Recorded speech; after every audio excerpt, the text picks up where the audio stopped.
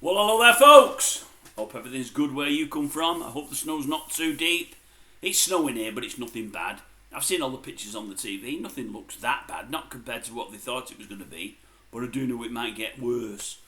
Right, a couple of punting stories for you. Well, my punting history of this weekend. I've got a couple of stories for you.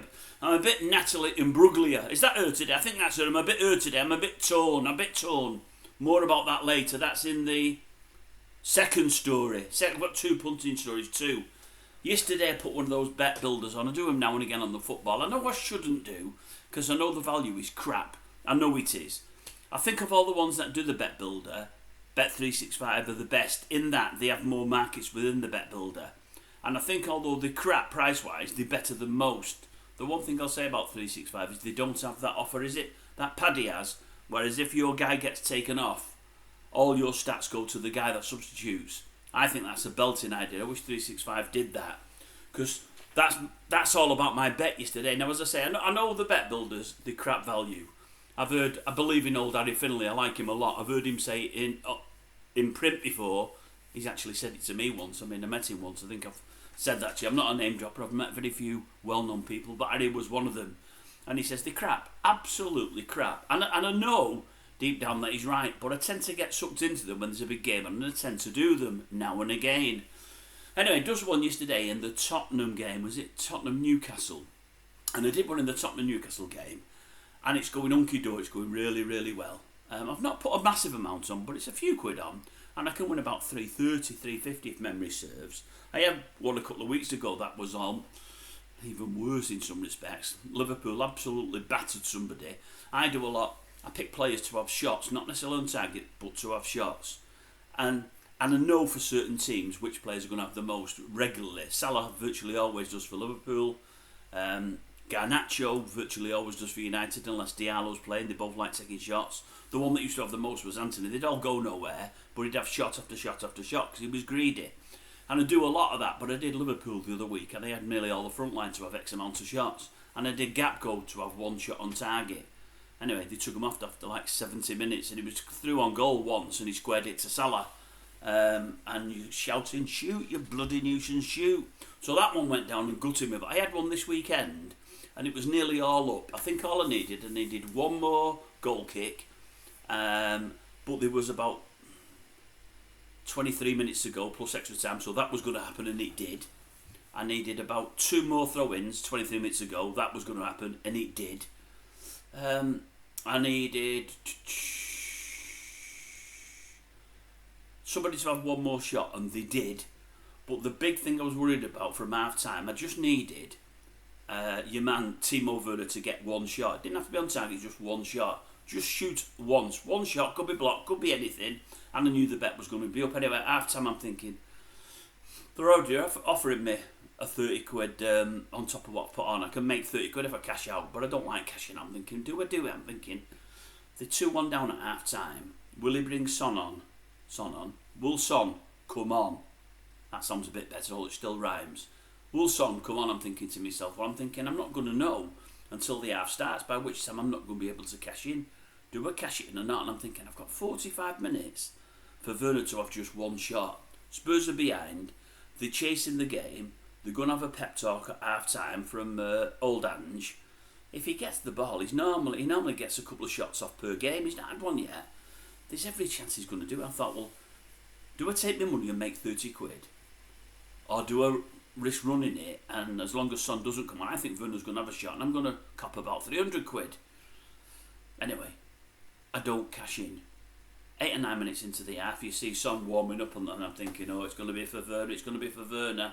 Anyway, I look to cash out and they've knocked the offer on the head. They're thinking the same at 365. Werner's going to come off for Son. They play in the same position. They offered nothing. Anyway, Son sits back down and the cash out comes back on. I can still make 30 quid and I'm thinking, we're on 60 minutes now, 59, 60 minutes, half an hour to go. I still think Werner will get a shot off, but I'm thinking, will Son come on? And if he does, I'm dead in the water. I thought, I know what I'm going to do. I'm going to cash out. And I'm going to have 3 bets with the money that come back. And that's what I did. And for a change, I did right, because a minute and a half later, Son stands up, he's on the pitch, and lo and behold, Werner comes off. So I've done alright there, although I don't like cashing out. But I've got another bet running, and this is where I'm done the old Natalie and Brugley. I've got a bet running this weekend, which I'm pretty certain is going to come in later today. But part of me's thinking to myself, you're just a turncoat, Grumpy, you're just a turncoat. Those in the know will know what I'm on about, I'm pretty sure. I has a bet on Friday or Saturday, and I like to do it regularly. I'll do a bet with an even money shot, because then it's like doubling my stake, if you like. And that's they are part of the bet usually. And if it comes in, I've got a decent bet running. If it goes down, well, I've not lost the earth, because I've only put an half stake on. So I put an half stake on, and I do it on an even money shot, not 5 to 4, 4 to 5, and it comes in. And then I've got it on something like 5 odds-on chances. And the first one, you may have seen it, you may not have seen it, is in the Real Madrid-Valencia game on a Friday night. See, it must have been Friday, because I think it was a Friday night game. Did any of you see it? I didn't watch it live, but I've got it on the old Bet365. They're showing it live, and I'm seeing the last 15 minutes or so. Did anyone watch it? Well, in case you don't know, obviously, Real Madrid, big favourites. I think there was something like 21 to 50, whatever that's all about. 2 to 5, is it? Or something around that. Anyway, half-time, Valencia, against the run of play, going 1-0 up.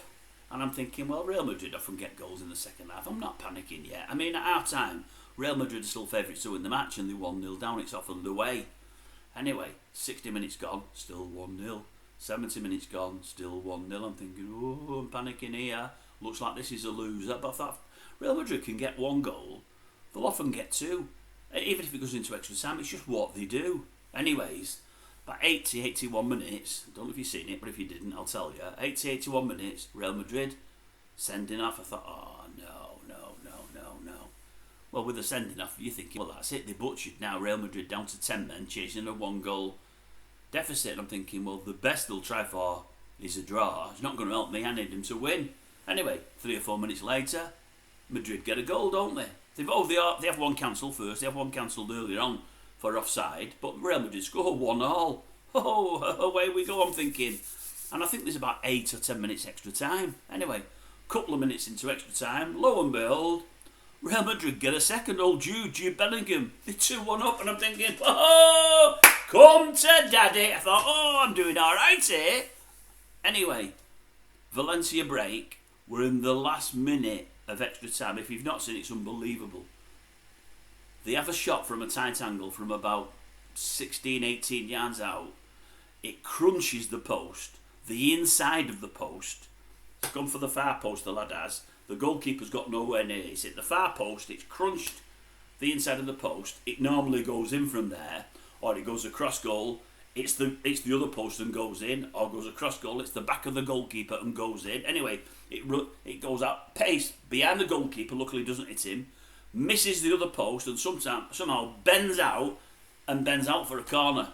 With that, the ref goes, full time. That's your lot. And I'm thinking, oh, unbelievable. I said to her indoors, I've got a bet running here. This is going to come in. How do you know that? I said, I'm telling you now, it's going to come in.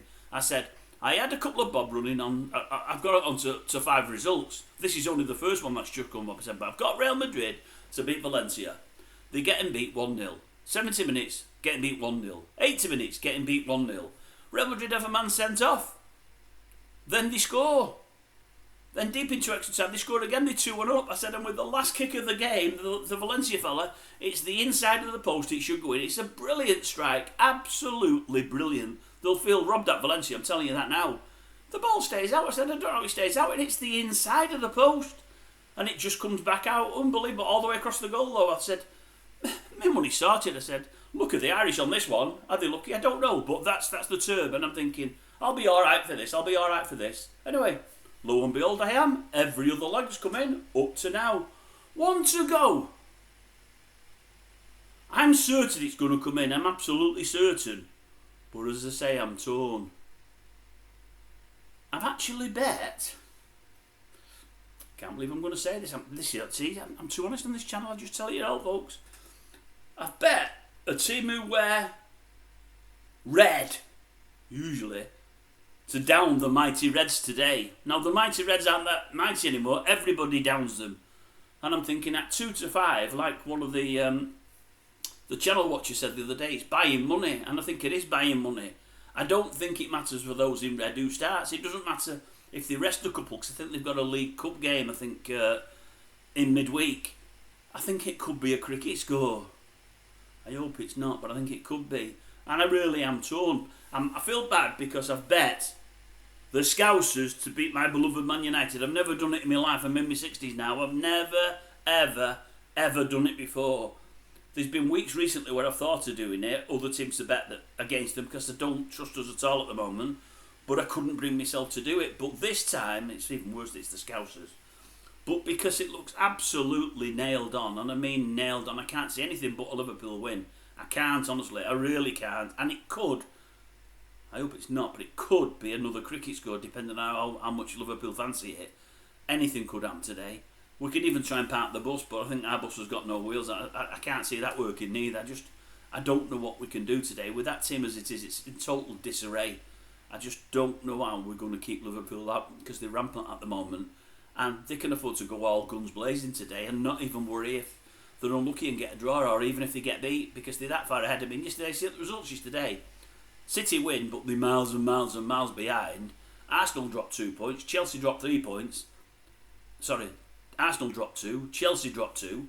If Liverpool dropped 2 or all 3 points today, it's not going to kill them in the title race. They're miles ahead and games in hand. They can afford to just relax and go at it today. No pressure on them whatsoever. None at all. Could be like the Alamo, it really could. But I feel bad betting them. Honestly, I do. But I want to win some money. And I think I'm going to win. I'm almost certain I'm going to win. I won't be gutted if I don't win. If we beat them, that'll do me. I'll take that over the money, to be honest with you, because I'm weird that way. But I'm expecting to get a payout later today. We'll see. But it is what I'm expecting. So, that's my punting stories for the weekend. As I say, I think I'm going to earn some money later, but I'm not going to be happy. But I'm most unhappy with myself. Betting against United. I've never done it. Never, ever done it. But I thought, for a change, just let your head rule your heart. You've never done that before neither, but I thought, let your head rule your heart. You're on a guaranteed earner, and I think I am. Anyway, I'll leave it at that. I've got a scores on the doors coming later. I've not looked at them yet. There's only 2 meetings, but hopefully someone will have done something. And another couple of messages today. That's it. It's cool. It's very quiet today. Really nothing to report. Anyway, I'll leave that with you, folks. I'll leave that with you. Right, where's the off button here? There we go.